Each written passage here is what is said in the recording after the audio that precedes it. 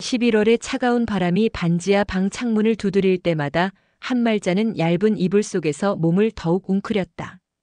68세의 그녀에게 겨울은 생존의 전쟁이었다. 기초연금 32만 원과 생계급여 20만 원 합쳐봐야 52만 원으로 한 달을 버텨야 했다. 또 올랐네. 말자는 손 떨리는 손으로 전기요금 고지서를 들여다봤다. 7만 3천 원. 작달 동안 최대한 아껴 쓴다고 썼는데도 이 정도였다. 보일러는 언감생심 전기장판 하나에 의존한 채 겨울을 나야 했다. 냉장고를 열어봤다. 김치 몇 포기와 계란 2개, 그리고 일주일 전에 산 라면 3개가 전부였다. 쌀독에는 바닥이 드러났다. 내일 마트에 가서 가장 싼 쌀을 사야겠지만 지갑 속 지폐는 고작 10,000원짜리 3장뿐이었다. 이럴 바엔 차라리. 말자는 중얼거리다가 고개를 저었다. 죽고 싶다는 생각이 든 것도 하루 이틀이 아니었지만 아직까지는 버텨왔다. 그런데 이번 겨울은 유독 혹독했다. 오후 2시경 위층에서 발자국 소리가 들려왔다. 곧이어 현관문을 두드리는 소리가 났다. 말자야, 나 만수다. 문 좀 열어봐. 강만수였다. 같은 동네에서 70평생을 살아온 친구였다. 말자는 얼굴을 대충 씻고 문을 열었다. 아이고, 추워 죽겠네. 만수가 들어서며 혀를 찼다. 여기 왜 이렇게 춥냐? 보일러라도 틀지 그래. 틀 돈이 어디 있어. 전기장판이라도 있으니 다행이지. 만수는 방 안을 둘러보며 안쓰러운 표정을 지었다. 그 역시 혼자 사는 독거노인이었지만 아들이 가끔 용돈을 보내주니 말자보다는 사정이 나았다. 그런데 말자야, 너 혹시 재혼 생각 없냐? 이 나이에 무슨 재혼이야. 누가 이런 할망구를 거들떠보겠어. 아니야, 그게 아니라. 만수가 목소리를 낮췄다. 요즘 동네에서 소문이 돌거든. 혼인신고만 하면 지원금이 2배로 늘어난다더라고. 말자의 눈이 번쩍 뜨였다. 2배라고? 응. 부부로 살면 가구원 수가 늘어나서 생계급여도 늘고 또 각종 혜택도 받을 수 있다더라고. 실제로 살지 않아도 서류상으로만 부부면 된다던데. 말자는 침묵했다. 법적으로 문제가 있다는 것을 알면서도 한 달에 100만 원 가까이 받을 수 있다는 말에 가슴이 두근거렸다. 그 돈이면 보일러도 틀고 제대로 된 음식도 해먹을 수 있을 텐데. 정말 그런 방법이 있을까? 글쎄, 확실하지는 않지만. 동네 할머니들이 그렇게 얘기하더라고. 너도 한번 알아보지 그래? 어차피 잃을 것도 없잖아. 만수가 떠난 후 말자는 하루 종일 그 말만 생각했다. 위법이라는 것을 알면서도 현실은 너무나 절박했다. 이대로 가다간 이번 겨울을 못 넘길 것만 같았다. 밤늦게 라면을 끓여 먹으며 말자는 결심했다. 내일 동주민센터에 가서 혼자 살 수 있는 방법이 있는지 물어보자. 그리고 정말로 그런 방법이 있다면. 아니, 일단은 알아보기만 하자. 전기장판 위에 누워 천장을 바라보며 말자는 죽은 남편을 생각했다. 5년 전 교통사고로 세상을 떠난 남편. 그때만 해도 이렇게까지 곤궁하지는 않았는데 병원비와 장례비를 치르고 나니 모든 것이 바닥났다. 여보, 미안해. 이렇게까지 해야 하나 싶지만 살아야 하잖아. 말자는 눈을 감았다. 내일은 새로운 하루가 될 것이다. 비록 그 시작이 거짓말일지라도. 다음 날 아침 말자가 동주민센터에서 돌아오던 길에 누군가 뒤에서 불렀다. 누님. 한말자 누님. 돌아보니 박춘배였다. 같은 동네에서 자란 후배로 말자보다 3살 어렸다. 하지만 그의 얼굴은 나이보다 훨씬 늙어 보였다. 술과 담배로 인해 거칠어진 피부와 탁해진 눈빛이 65세라는 나이를 무색하게 했다. 아이고 춘배야. 오랜만이네. 누님도 그렇고 저도 그렇고 참 처지가 비슷하네요. 춘배가 쓴웃음을 지었다. 혹시 시간 있으시면 차 한잔 하실래요? 할 얘기가 있어서요. 말자는 주저했다. 춘배의 평판이 그리 좋지 않다는 것을 알고 있었다. 젊을 때부터 도박을 좋아했고 나이 들어서는 더욱 심해졌다는 소문이 있었다. 하지만 어제 만수가 한 말 때문인지 무언가 예감이 들었다. 근처 다방에서 마주 앉은 춘배는 담배를 꺼내다가 말자의 눈치를 보며 다시 넣었다. 누님, 요즘 살기 어렵죠? 뭐 다들 마찬가지 아니겠어? 저도 기초연금하고 생계급여 받는데 그걸로는 도저히 살 수가 없어요. 집세에 공과금에 먹을 것까지. 매달 적자예요. 말자는 고개를 끄덕였다. 춘배의 사정이 자신과 다르지 않다는 것을 알 수 있었다. 그런데 말이죠, 누님. 춘배가 목소리를 낮췄다. 혹시 좋은 방법 하나 있는데 들어보실래요? 무슨 방법? 서류상으로만 결혼을 하는 거예요. 실제로 같이 살지 않고 그냥 혼인신고만 하는 거죠.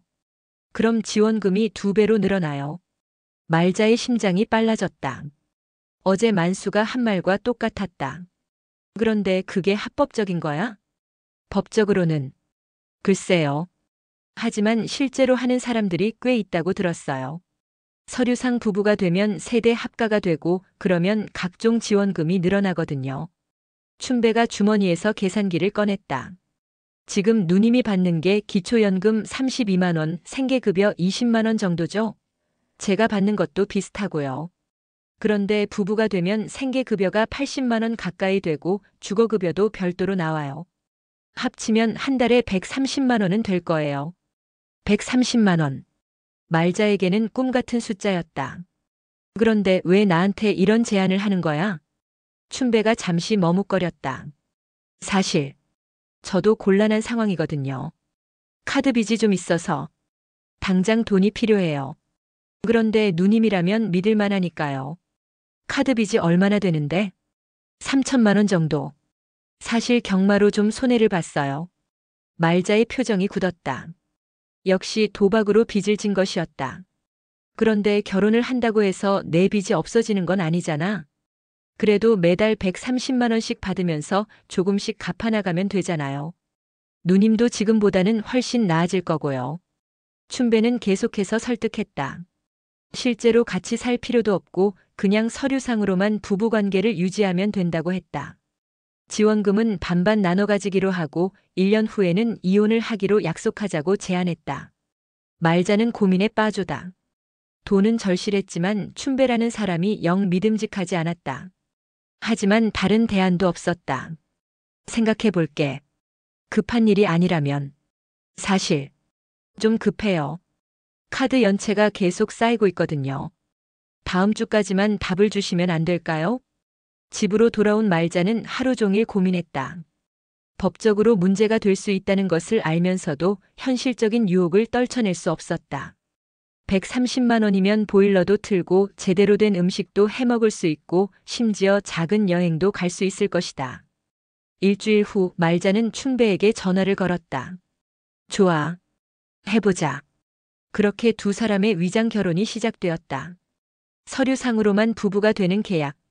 하지만 그들은 아직 이 결정이 어떤 결과를 가져올지 몰랐다. 혼인신고를 한 지 2달이 지났다. 말자의 통장에는 매달 65만 원씩 입금되었다. 춘배도 똑같은 금액을 받았다. 처음으로 통장 잔고가 100만 원을 넘었을 때 말자는 눈물을 흘렸다. 이게 꿈인가 생신가. 이제 보일러를 마음껏 틀 수 있었다. 마트에서 장을 볼 때도 가격표를 보지 않고 살 수 있었다.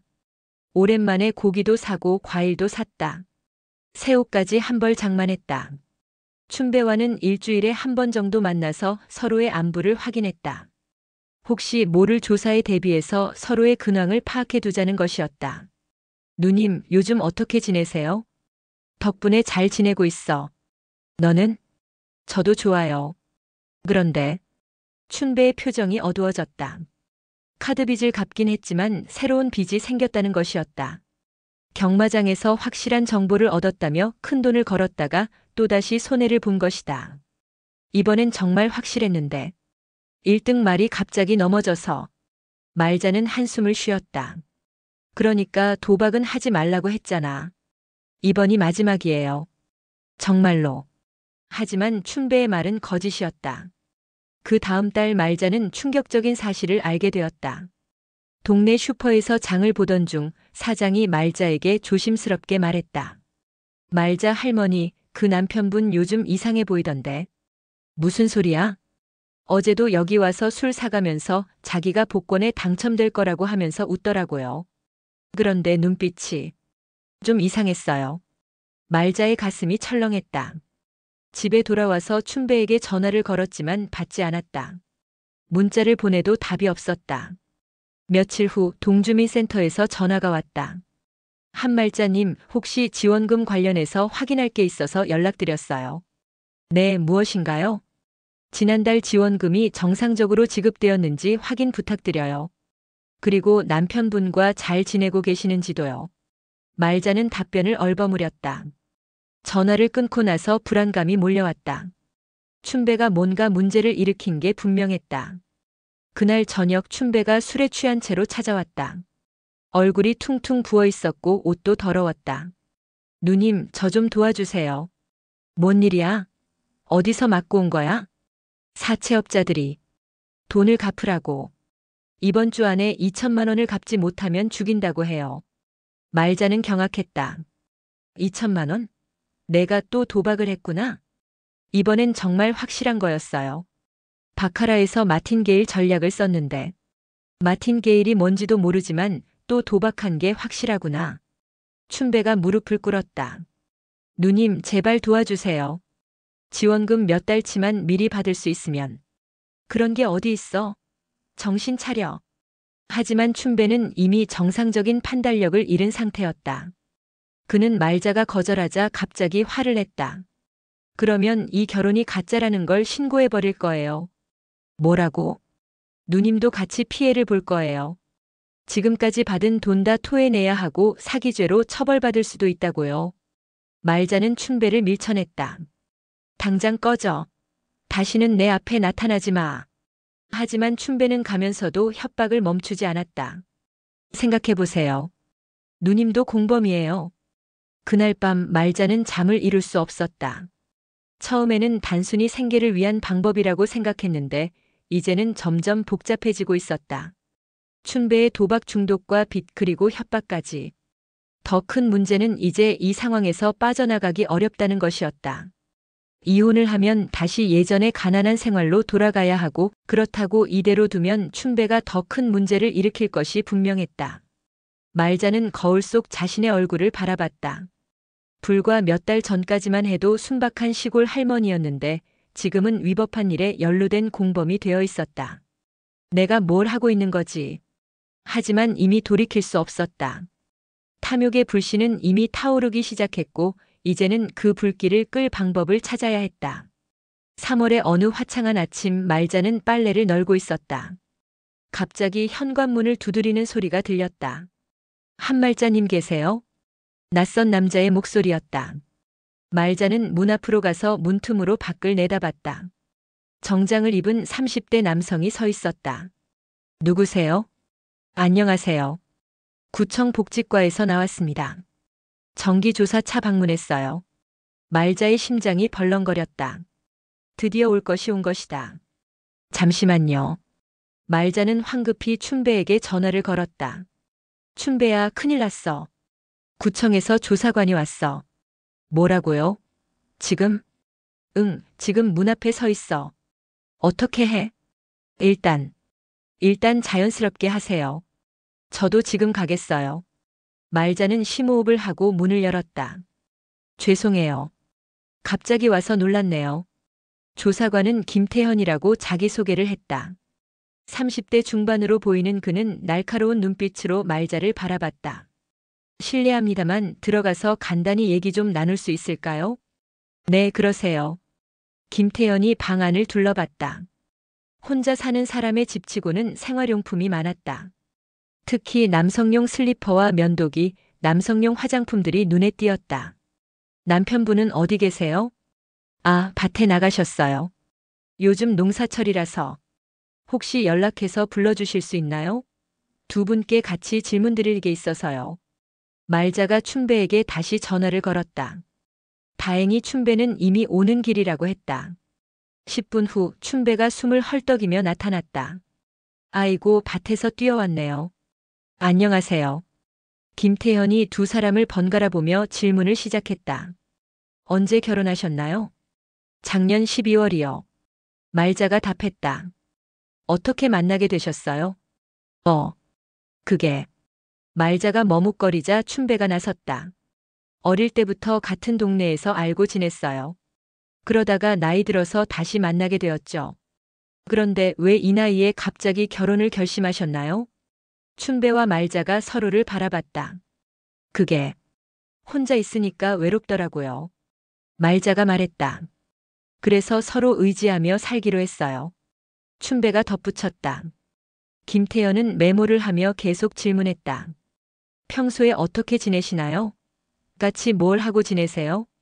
그냥 평범하게 살아요. 텔레비전도 보고 산책도 하고. 잠은 어떻게 주무세요? 이 질문에 두 사람이 당황했다. 그게 제가 코를 심하게 골아서. 춘배가 말했다. 그래서 방을 따로 써요. 말자가 재빨리 답했다. 김태연의 눈빛이 더욱 날카로워졌다. 그런데 이상하네요. 신혼인데 방을 따로 쓰신다고요? 나이가 나이다 보니까. 말자가 얼버무렸다. 김태연은 일어서서 집안을 더 자세히 살펴봤다. 옷장을 열어보니 남성 옷이 몇 벌 걸려 있었지만 확실히 살림의 흔적은 부족했다. 춘배 씨는 여기 사신 지 얼마나 되셨어요? 2달 정도. 그 전에는 어디에 사셨나요? 저 건너편 원룸에서 살았어요. 김태연이 메모장을 덮었다. 일단 오늘은 여기까지 하겠습니다. 며칠 후에 다시 방문할 수도 있으니 양해 부탁드려요. 조사관이 떠난 후 두 사람은 한동안 말이 없었다. 누님 들킨 것 같아요. 춘배가 먼저 입을 열었다. 그런 것 같아. 질문들이 너무 구체적이었어. 어떻게 해야 할까요? 말자는 한숨을 쉬었다. 글쎄. 일단 더 자연스럽게 행동해야겠어. 정말 부부처럼. 그럼 제가 여기로 이사를 올까요? 그런 방법도 있겠네. 하지만 둘 다 알고 있었다. 이미 의심받기 시작한 상황에서 갑작스러운 변화는 오히려 더 의심을 살 뿐이라는 것을. 그날 밤 말자는 잠들지 못했다. 처벌을 받게 되면 지금까지 받은 돈을 모두 토해내야 할 것이고 더 나아가 사기죄로 처벌받을 수도 있었다. 감옥에 가게 되면 이 나이에 감옥이라니. 춘배도 마찬가지였다. 그는 원룸에서 술을 마시며 걱정에 빠져 있었다. 사채업자들의 독촉은 계속되고 있었고 만약 지원금이 끊기면 정말로 죽음밖에는 다른 길이 없을 것 같았다. 일주일 후 김태연이 다시 찾아왔다. 이번에는 더욱 철저한 조사였다. 이웃들에게도 질문을 했고 두 사람의 생활 패턴을 세밀하게 파악하려 했다. 이상하네요. 신혼부부라고 하는데 같이 다니는 걸 본 사람이 아무도 없더라고요. 말자와 춘배는 서로를 원망스럽게 바라봤다. 시작은 단순했지만 이제는 점점 더 깊은 수렁에 빠져들고 있었다. 조사관의 방문이 잦아지면서 말자와 춘배는 어쩔 수 없이 더 많은 시간을 함께 보내게 되었다. 의심을 피하기 위해 춘배는 아예 말자의 집으로 이사를 왔다. 하지만 한 지붕 아래에서 생활하면서 두 사람의 갈등은 더욱 심해졌다. 춘배는 계속해서 도박을 멈추지 않았고 사채업자들의 협박 전화가 하루에도 몇 번씩 걸려왔다. 또 전화 왔어? 말자가 짜증스럽게 물었다. 죄송해요, 누님. 조금만 더 참아주세요. 언제까지 참아야 하는데? 이러다가 진짜 큰일 날 거야. 어느 날 저녁 춘배가 평소보다 많이 취해서 들어왔다. 걸음걸이도 휘청거렸고 말도 더듬거렸다. 누님, 저 오늘 큰일 날 뻔했어요. 또 무슨 일이야? 사채업자들이 저를 어디론가 끌고 가려고 했어요. 다행히 도망쳤지만 말자는 한숨을 쉬었다. 그러니까 도박을 하지 말라고 했잖아. 춘배가 갑자기 소파에 주저앉으며 중얼거렸다. 사실 이 모든 게 운명인지도 몰라요. 무슨 운명이야? 누님 남편 일 말이에요. 말자의 표정이 굳었다. 내 남편이 왜 나와? 춘배가 취한 상태에서 계속 중얼거렸다. 말자는 그의 말을 더 자세히 들으려고 가까이 다가갔다. 5년 전, 그날, 제가 거기 있었거든요. 뭐라고? 누님 남편이 교통사고 당한 그날, 저도 거기 있었어요. 말자의 가슴이 쿵쾅거렸다. 무슨 소리를 하는 거야? 춘배가 머리를 양손으로 감쌌다. 저는 그냥 지나가는 길이었어요. 그런데 사고가 나고 누님 남편이 쓰러져 있는 걸 봤어요. 그래서 구급차를 불러야 했는데 저는 춘배가 말을 잇지 못했다. 말자가 다가가서 그의 어깨를 흔들었다. 제대로 말해. 그때 뭘 했다고. 저는 도망쳤어요. 경찰이 오면 귀찮아질까봐. 그냥 모른 척하고 지나쳐버렸어요. 말자는 충격에 빠졌다. 남편의 사고 현장에 춘배가 있었다니. 그러니까 내가 구급차를 불렀더라면 모르겠어요. 하지만 만약 제가 그때 신속하게 신고했더라면 누님 남편이 살 수도 있었을지. 말자의 눈에서 눈물이 흘러내렸다. 5년 동안 남편의 죽음을 받아들이며 살아왔는데 그 현장에 춘배가 있었다니. 내가 왜 그때 도망쳤어? 죄송해요, 누님. 정말 죄송해요. 그때는 점지도 않았고 술도 마신 상태였고 경찰서 가는 게 무서웠어요. 말자가 춘배를 밀쳐냈다. 그래서 지금 나한테 접근한 거야? 죄책감 때문에? 그런 것도 있지만 정말 생계가 어려워서. 거짓말하지 마. 처음부터 계획한 거지. 춘배가 바닥에 무릎을 꿇었다. 누님 정말 죄송합니다. 그때 일은 정말 후회해요. 하루도 편하게 잠든 적이 없어요. 하지만 말자의 분노는 가라앉지 않았다. 남편이 죽던 날 그 현장에서 도움을 요청할 수 있었던 사람이 춘배였는데 그가 도망쳤다니. 나가. 당장 나가. 누님 진정하세요. 이미 우리는 한 배를 탄 거예요. 지금 이혼하면 둘 다 큰일 나요. 말자는 주방에서 칼을 들고 나왔다. 나가라고 했어. 당장. 춘배가 황급히 밖으로 나갔다. 하지만 그는 멀리 가지 못했다. 갈 곳이 없었기 때문이다. 그날 밤 말자는 잠들 수 없었다. 남편의 마지막 순간을 생각하며 눈물을 흘렸다. 만약 춘배가 그때 구급차를 불렀다면 남편이 살 수도 있었을 것이다. 하지만 동시에 현실적인 고민도 있었다. 이미 위장 결혼이 의심받고 있는 상황에서 갑자기 춘배가 집을 나가면 더욱 의심받을 것이다. 새벽 3시경 춘배가 문을 두드렸다. 누님, 저 얼어 죽을 것 같아요. 제발. 말자는 문을 열어주지 않았다. 하지만 춘배의 목소리는 계속 들려왔다. 누님, 저도 그때 일이 후회돼요. 하지만 이미 지나간 일이에요. 지금 우리가 할 수 있는 건 서로 도와서 이 상황을 극복하는 것뿐이에요. 말자는 여전히 문을 열어주지 않았다. 누님이 저를 내보내면 저는 정말 갈 곳이 없어요. 그리고 우리 결혼이 가짜라는 것도 들통날 거예요. 이 말에 말자의 손이 멈췄다. 춘배의 협박인 동시에 현실이기도 했다. 결국 말자는 문을 열어주었다. 하지만 춘배를 보는 눈빛은 완전히 바뀌어 있었다. 이제는 단순한 동거인이 아니라 남편의 죽음과 연관된 원수가 되어버렸다. 들어와. 하지만 내 눈에 띄지 않게 조용히 살아. 춘배가 들어오며 고개를 숙였다. 고맙습니다, 누님. 하지만 두 사람 모두 알고 있었다. 이제 그들의 관계는 돌이킬 수 없는 지점을 넘어섰다는 것을. 과거의 비밀이 폭로되면서 단순한 위장 결혼은 복수와 증오의 관계로 변해버렸다. 춘배의 고백 이후 집안의 분위기는 얼어붙었다. 말자는 춘배와 말을 섞으려 하지 않았고 춘배는 눈치를 보며 조심스럽게 행동했다. 하지만 조사관의 방문은 계속되었다. 김태현은 이제 더욱 구체적이고 사적인 질문들을 던져왔다. 부부싸움은 안 하세요? 김태현이 물었다. 말자와 춘배가 서로를 바라보며 머뭇거렸다. 가끔. 사소한 일로. 말자가 답했다. 어떤 일로 싸우시나요?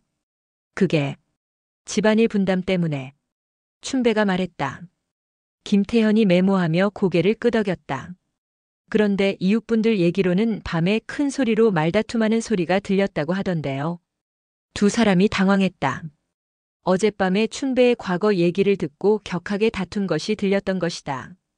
부부라면 그런 일도 있죠. 말자가 어색하게 웃었다. 조사관이 떠난 후 두 사람은 더욱 조심스럽게 행동해야 했다. 밖에서는 애정 넘치는 부부를 연기해야 했고 집에서는 서로를 견디며 살아야 했다. 며칠 후 춘배가 새로운 문제를 가지고 왔다. 누님, 큰일 났어요. 이번엔 또 뭐야? 사채업자들이 여기로 찾아올 것 같아요.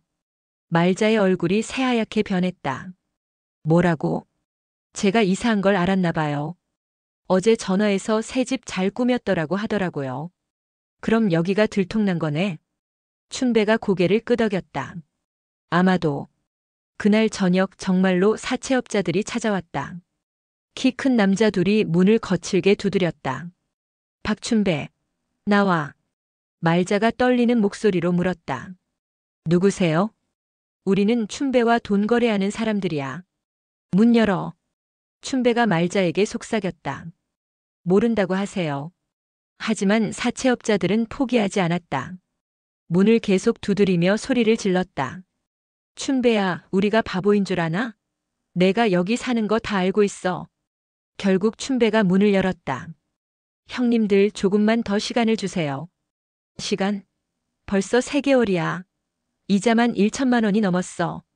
사채업자 중 하나가 말자를 보며 비웃었다. 이게 새 마누라구나. 할머니, 내 남편이 우리한테 3천만 원 빚졌다는 거 알아? 말자는 아무 말도 할 수 없었다. 일주일만 더 주세요. 꼭 갚을게요. 춘배가 애원했다.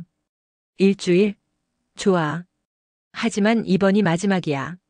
못 갚으면. 알지? 사채업자들이 떠난 후 말자는 춘배를 노려봤다. 3천만 원이라고?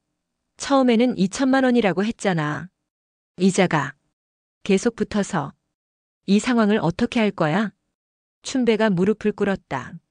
누님 정말 죄송해요. 하지만 방법이 있어요. 무슨 방법? 우리가 받는 지원금을 담보로 대출을 받을 수 있어요.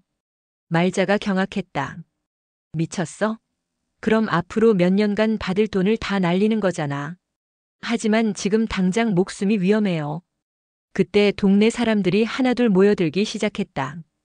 아까 사채업자들이 소란을 피운 것을 본 것이다. 말자야, 무슨 일이야? 강만수가 물었다. 아무 일 아니에요. 하지만 이웃들의 시선이 곱지 않았다. 수군거리는 소리가 들렸다. 저 결혼 뭔가 이상해. 갑자기 결혼하더니 이런 일까지. 혹시 돈 때문에 가짜로 결혼한 거 아냐? 말자의 가슴이 철렁했다. 이웃들까지 의심하기 시작한 것이다. 그날 밤 말자는 춘배와 마주 앉아 진지한 대화를 나눴다. 춘배야, 이제 정말 끝이야. 우리 이혼해. 누님, 그럴 수 없어요. 지금 이혼하면 사기죄로 걸려요. 그래도 이대로는 못 살아. 사채업자들 때문에 내가 위험해질 수도 있잖아. 춘배가 갑자기 웃었다. 하지만 그 웃음은 섬뜩했다. 누님, 이제 와서 그런 소리 해요? 우리는 이미 공범이에요. 누님도 이 돈으로 좋은 거 사고 편하게 살았잖아요. 그건 그렇지만. 그리고 누님 남편 일도 있고. 서로 약점을 쥐고 있는 거예요. 말자가 소름이 돋았다. 춘배의 말투가 완전히 변해 있었다. 너 지금 나를 협박하는 거야? 협박이 아니라 현실을 말하는 거예요. 우리는 이제 헤어질 수 없어요. 죽을 때까지. 그 순간 말자는 깨달았다. 처음에는 생계를 위한 방편이라고 생각했던 위장 결혼이 이제는 그들을 올가매는 저주가 되어버렸다는 것을. 연금은 그들에게 안락함을 주었지만 동시에 자유를 빼앗아갔다. 이제 그들은 서로를 증오하면서도 헤어질 수 없는 관계가 되어버렸다. 밖에서는 비가 내리기 시작했다. 말자는 창밖을 바라보며 눈물을 흘렸다. 이 모든 것이 언제부터 잘못된 걸까? 단순히 굶지 않으려고 시작한 일이 어쩌다 이렇게 되어버린 걸까? 춘배는 소파에 누워 천장을 바라보고 있었다. 그 역시 후회하고 있었지만 이미 돌아갈 수 없는 길을 온 것을 알고 있었다. 연금이라는 달콤한 유혹은 결국 그들 모두를 파멸로 이끌고 있었다. 6월이 되자 여름 무더위와 함께 두 사람의 갈등도 절정에 달했다. 좁은 공간에서 서로를 견디며 살아가는 것이 한계에 다다른 것이다. 춘배의 도박은 더욱 심해졌다. 이제는 온라인 도박까지 시작해서 밤새도록 컴퓨터 앞에 앉아 있었다. 말자가 잠들려고 하면 키보드 소리와 춘배의 욕설이 들려왔다.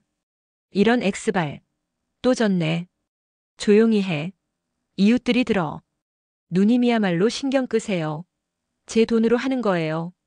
내 돈? 그게 누구 덕에 생긴 돈인데. 이런 다툼이 하루가 멀다 하고 반복되었다. 이웃들의 신고로 경찰이 출동한 적도 여러 번 있었다. 더 큰 문제는 춘배가 말자의 명의로도 대출을 받기 시작했다는 것이었다. 뭐라고? 내 명의로 대출을? 말자가 소리쳤다. 일단 급해서. 나중에 제가 갚을게요. 어떻게 내 동의도 없이. 부부니까 가능한 거예요. 법적으로 문제 없어요. 말자가 통장을 확인해 보니 정말로 500만 원이 들어와 있었다가 바로 출금되어 있었다. 미친놈. 당장 갚아. 지금은 돈이 없어요. 조금만 기다려주세요. 그날부터 말자는 통장과 카드를 모두 숨겨두었다. 하지만 춘배는 다른 방법을 찾았다. 말자가 잠든 사이에 그녀의 휴대폰으로 소액 대출을 받은 것이다. 며칠 후 문자가 왔다. 대출 상환일이 다가오고 있습니다. 말자는 그제야 사실을 알았다. 너 정말 미친 거 아니야? 춘배는 이미 포기한 상태였다. 어차피 다 끝난 거예요. 이제 와서 뭐라고 해봐야 소용없어요. 7월 15일 지원금 지급일이었다. 평소라면 두 사람이 돈을 반반 나눠 가졌지만 이번에는 달랐다. 이번 달 지원금은 내가 다 가질 거야. 말자가 선언했다. 뭐라고요? 내가 내 명의로 받은 대출 때문에 내가 갚아야 할 돈이 얼마인지 아냐? 이번 달은 그 돈으로 대출을 갚을 거야. 안 돼요. 저도 사채업자들한테 갚을 돈이 있어요. 그건 내 문제야. 내 명에 도용한 것부터 해결하고 나서 얘기해. 두 사람은 ATM 앞에서 몸싸움을 벌였다. 지나가던 사람들이 구경했지만 누구도 말리지 않았다. 결국 말자가 먼저 돈을 뽑았다. 130만 원 전액을 자신의 지갑에 넣었다. 누님, 제발. 안 돼. 이번만큼은 절대 안 돼. 집으로 돌아온 춘배는 미친 듯이 화를 냈다. 집기를 부수고 벽을 주먹으로 쳤다. 이럴 거면 처음에 왜 결혼을 했어요? 나도 후회해. 너 같은 놈과 결혼한 게. 그럼 이혼하자고요. 좋아. 내일 당장 이혼해. 하지만 둘 다 알고 있었다. 이혼을 하면 지금까지 받은 지원금을 모두 토해내야 한다는 것을. 그리고 사기죄로 처벌받을 수도 있다는 것을. 그날 밤 춘배가 술에 취해 돌아왔다. 평소보다 훨씬 많이 마신 것 같았다. 누님, 마지막으로 부탁이 있어요. 뭔데? 그 돈. 절반만이라도. 사채업자들이 내일 온다고 했어요. 안 된다고 했잖아. 춘배가 갑자기 말자의 지갑을 빼앗으려 했다. 말자가 저항하자 격렬한 몸싸움이 벌어졌다. 놓으라고. 제발. 죽고 싶지 않아요. 춘배가 힘으로 말자를 밀어낸 순간 말자가 바닥에 넘어졌다. 머리를 테이블 모서리에 부딪혔다. 누님, 괜찮아요? 말자의 이마에서 피가 흘러나왔다. 하지만 그녀의 눈빛은 분노로 타오르고 있었다. 너, 이제 나한테 손까지 댈 거야? 죄송해요. 그럴 생각은 아니었어요. 말자가 일어서서 주방으로 갔다. 그리고 식칼을 들고 나왔다. 나가. 당장 나가. 누님 진정하세요. 진정하라고? 내 남편 죽을 때 도망간 놈이, 내 명에 도용한 놈이, 이제 나한테 폭력까지 쓰는 놈한테 진정하라고. 춘배도 위기를 감지했다. 그는 거실 구석에 숨겨둔 쇠파이프를 꺼냈다. 예전에 사채업자들 때문에 호신용으로 준비해둔 것이었다. 누님도 무기를 들었으니 저도 어쩔 수 없네요. 두 사람이 거실에서 대치했다. 말자는 칼을, 춘배는 쇠파이프를 들고 서로를 노려봤다. 30년 넘게 알고 지낸 사이가 이렇게 되다니. 말자가 중얼거렸다. 모든 게 돈 때문이에요. 돈이 우리를 이렇게 만든 거예요. 춘배가 답했다. 밖에서는 천둥 소리가 들렸다. 곧 비가 내릴 것 같았다. 마지막으로 한 번만 더 말할게. 나가. 말자의 목소리는 차가웠다. 저도 갈 곳이 없어요. 여기가 제 집이기도 해요. 그 순간 두 사람은 서로를 향해 달려들었다. 칼과 쇠파이프가 공중에서 부딪혔다. 살벌한 최후의 대결이 시작된 것이다. 천둥 소리와 함께 비가 쏟아지기 시작했다. 거실에서는 생과 사를 건 마지막 싸움이 벌어지고 있었다. 말자가 칼을 휘둘렀지만 춘배가 쇠파이프로 막아냈다. 금속끼리 부딪히는 소리가 좁은 방 안에 울려 퍼졌다. 누님, 그만해요. 이러면 안 돼요. 늦었어. 이미 늦었다고. 춘배가 쇠파이프로 말자의 손목을 겨냥했다. 말자가 비틀거렸지만 칼을 놓지 않았다. 내가 모든 걸 망쳤어. 말자가 소리쳤다. 두 사람은 소파 주위를 돌며 서로를 공격했다. 테이블이 넘어지고 그릇들이 바닥에 깨졌다. 벽에 걸린 시계도 떨어져 산산조각 났다. 춘배가 잠깐 방심한 순간 말자의 칼이 그의 팔을 스쳤다. 피가 흘러나왔다. 아! 춘배가 고통의 비명을 지르며 쇠파이프를 떨어뜨렸다. 말자가 이 기회를 놓치지 않았다. 이제 끝이야. 말자가 칼을 들고 춘배에게 달려들었다. 춘배가 두 손으로 막으려 했지만 68세의 분노는 예상보다 강했다. 칼이 춘배의 옆구리를 깊숙이 찔렀다. 춘배가 바닥에 쓰러졌다. 피가 점점 더 많이 흘러나왔다. 말자는 칼을 든 채로 그를 내려다봤다. 손이 떨리고 있었다. 내가 뭘 한 거지? 춘배가 바닥에서 중얼거렸다. 누님, 정말 죄송했어요. 지금 와서 사과가 무슨 소용이야. 하지만 말자의 목소리에는 분노보다 절망이 더 많이 섞여 있었다. 춘배의 숨소리가 점점 약해졌다. 그의 손이 바닥에 흩어진 지원금 서류들을 움켜쥐었다가 힘없이 떨어뜨렸다. 이게 다 돈 때문이었는데. 춘배가 가늘게 중얼거렸다. 말자는 칼을 떨어뜨리고 주저앉았다. 거실은 피투성이가 되어 있었다. 깨진 그릇 조각들 사이로 지원금 신청서와 혼인신고서가 흩어져 있었다. 내가 사람을 죽였어. 말자가 떨리는 목소리로 중얼거렸다. 춘배가 마지막 힘을 다해 말했다. 누님, 경찰에 신고하세요. 저는 어차피. 그의 목소리가 끊어졌다. 춘배가 숨을 거둔 것이다. 말자는 한동안 멍하니 앉아 있었다. 비소리만이 정막을 깨뜨렸다. 5분인지 1시간인지 시간 감각이 없었다. 갑자기 현실이 밀려왔다. 자신이 사람을 죽였다는 사실이. 어떻게 해야 하지? 말자는 떨리는 손으로 휴대폰을 집어들었다. 112를 누르려다가 멈췄다. 신고를 하면 살인죄로 감옥에 가야 한다.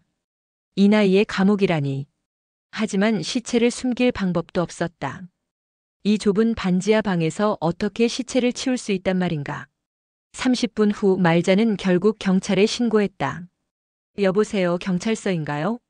신고할 게 있어요. 경찰이 도착했을 때 말자는 거실 바닥에 무릎을 꿇고 앉아 있었다. 피범벅이 된 옷을 입은 채로. 어떻게 된 일입니까? 경찰관이 물었다. 제가 죽였어요. 말자가 담담하게 답했다. 왜 그런 일을? 말자가 고개를 들어 경찰관을 바라봤다. 그녀의 눈에는 더 이상 분노도 슬픔도 없었다. 그저 공허함만이 있을 뿐이었다. 돈 때문이었어요. 모든 게 돈 때문이었어요. 경찰관이 현장을 둘러봤다. 바닥에 흩어진 서류들을 보며 물었다. 이게 뭡니까? 지원금. 위장 결혼에서 받은 지원금이에요. 말자는 모든 것을 자백했다. 위장 결혼의 경위부터 춘배의 도박, 과거의 비밀, 그리고 마지막 다툼까지. 처음에는 그냥 굶지 않으려고 시작한 일이었어요.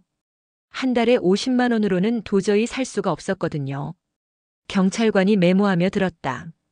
그런데 그 돈이 우리를 망쳤어요. 돈 때문에 시작된 일이 결국 내 인생을 끝냈어요. 구급차와 함께 더 많은 경찰들이 도착했다. 춘배의 시체를 옮기고 현장을 정리했다.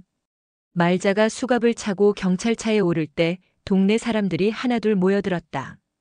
강만수도 있었다. 말자야. 어떻게 이런 일이? 말자는 아무 말도 하지 않았다. 그저 경찰차 창밖으로 자신이 살던 반지하 방을 바라볼 뿐이었다. 경찰서에서 조서를 작성할 때 말자는 마지막으로 한 번 절규했다.